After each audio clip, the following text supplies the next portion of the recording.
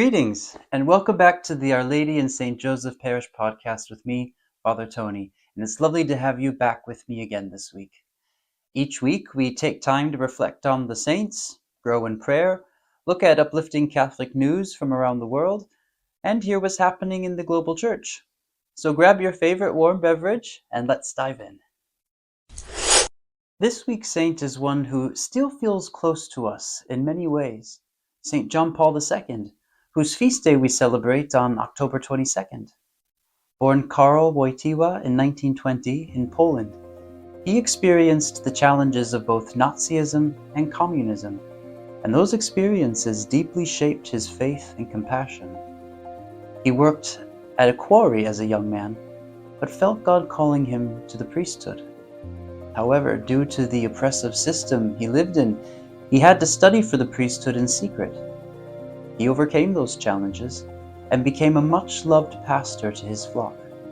And after years as a priest, philosopher, and bishop, he was made a cardinal and was elected Pope in 1978.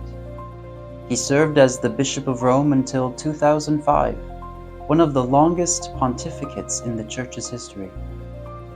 John Paul II was a man of courage and conviction. His constant call to the world was, "Do not be afraid. Open wide the doors to Christ."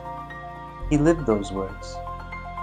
Through his moral strength and diplomatic outreach, he played a vital role in the peaceful fall of communism in Eastern Europe, especially through his support of the Polish Solidarity movement.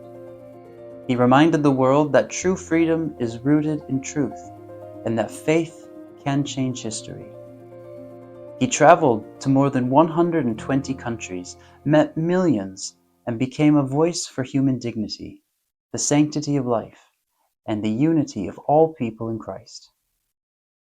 May his example inspire us to live boldly, to bring faith into the public square, and to remember that one person, with God's help, can make a difference.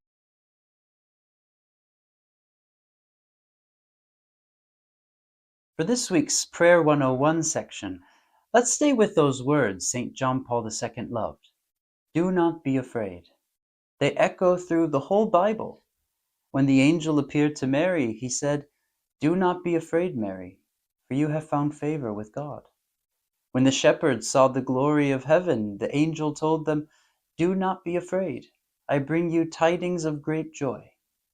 And in the Old Testament too, God tells us through Isaiah, "Do not be afraid, for I am with you." It's as if God keeps repeating that phrase to us because we need to hear it again and again. When you sit in prayer, try this. Name whatever fear you carry. It could be uncertainty about the future, a challenge you're facing, or the concerns you have for the world. Then contemplate those words of Jesus. Do not be afraid. Let that truth sink in, trusting that God's love is stronger than our fears.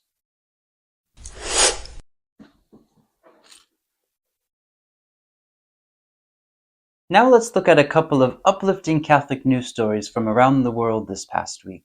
Stories that show us that the faith is indeed active all around the globe. First, a story from the Philippines where hundreds of parish volunteers joined clergy for a nationwide coastal cleanup as part of the season of creation. Armed with gloves and rubbish bags, families collected plastic waste along beaches and rivers. Organizers said the event was an act of love for God's creation, inspired by Laudato Si, the papal encyclical written by Pope Francis. Many young people joined in, showing how faith and care for the environment go hand in hand. Over in Brazil, a remarkable movement has grown as millions of Catholics are waking up at 4 a.m. to join live-streamed prayer sessions led by the Carmelite priest, Frei Gilson. What began as a personal Lenten discipline a few years ago has blossomed into a national rhythm, drawing millions online and in person. Many say it's reinvigorating communal faith in a time when secular pressures are strong. In late August, devastating floods struck parts of Jammu and Kashmir, submerging homes, washing away food stores, and displacing many families. That's when Caritas India stepped in. The Catholic organization delivered emergency food kits including rice, flour, oil, pulses, spices, biscuits, and supplements for 2 weeks' sustenance. By the end of the operation, nearly 1,000 individuals had been reached. More than supplying food, the teams listened to people's fears and ensured no one felt forgotten.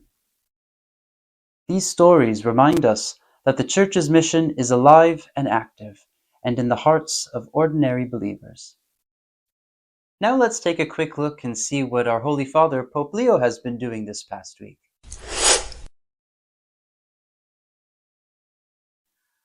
The Holy Father made his first official state visit within Italy, meeting President Sergio Mattarella in Rome.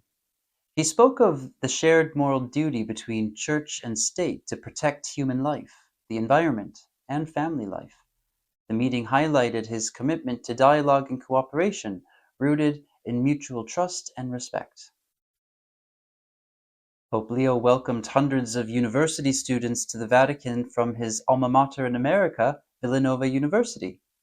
He encouraged the students to seek truth and resist cynicism. He told them, "Faith and reason walk hand in hand, and both can change the world." The encounter was one full of laughter, music, and spontaneous questions, showing a pope who is eager to listen to the next generation. Now for a bit of parish news. Just a reminder that the Bradford Catholic Players are presenting Elf at the Yeadon Town Hall from the 5th to the 9th of November. Tickets are available now via the BCP ticket line, or you can email bcptickets@live.co.uk. Some of our parishioners are involved in this production, and it will certainly be a night of fun entertainment. Now, I hate to mention the word Christmas in October, but if you're like me and like to have things like Christmas cards and all that ready in good time, you can get your cards and other items now from the Piety Stall at St. Joseph's. It's a convenient way to beat the rush of the stores, and it supports our parish too. Well, thank you so much for joining me today. May the courage of St. John Paul II inspire you. May the words, "Do not be afraid," echo in your prayer this week. And may the stories of faith from across the world lift your heart. If what you heard today has given you a bit of a boost, please like the video and subscribe to the channel if you haven't already. And if you'd like to support the work of our parish with a donation, a link to do so is in the description box below. I'd like to wish you all a wonderful week from here at Our Lady in St. Joseph Parish, and may God bless you and keep you always in His peace. Bye for now.